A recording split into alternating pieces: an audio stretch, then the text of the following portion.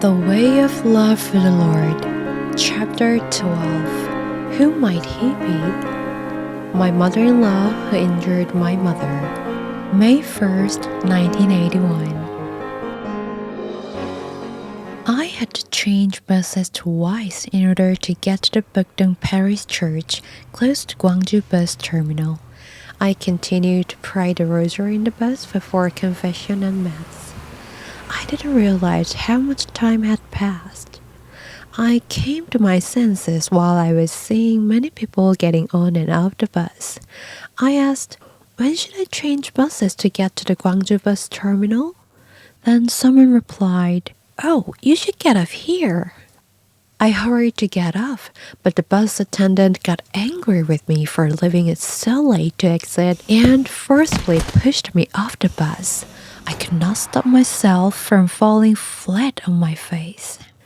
Since there were not many private cars in those days, most people took buses. There used to be so many people in the bus to the point where they were packed like sardines.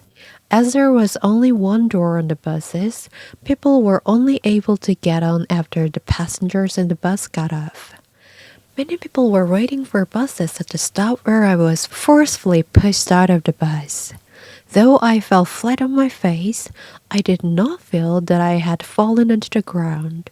When I barely managed to open my eyes, I was astonished. Beneath my body was an old man who had also fallen flat on his face. He looked like a beggar wearing a thick, worn-out leather jacket that was out of season.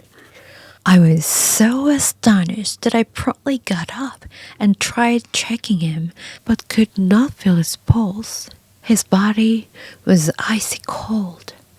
Becoming very anxious, I raised my hand, made a big sign of the cross, and prayed without paying attention to the crowd standing around me. Jesus, I'm a sinner.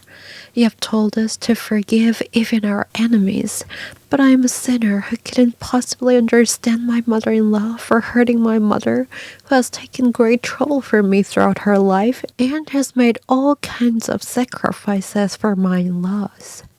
Despite my unworthiness, as it is extremely urgent, please bless the sinner's hand, O Lord, that I may be able to pray over him. Let it be your own hand that will touch him, not this sinner's hand, so that he will revive. Will you? I laid my hands on him and began praying over him. After a while, his cold body turned warm and his pulse started beating.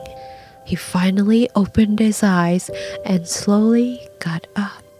I told Jesus in my heart, Jesus, thank you for answering my prayer despite my sinfulness.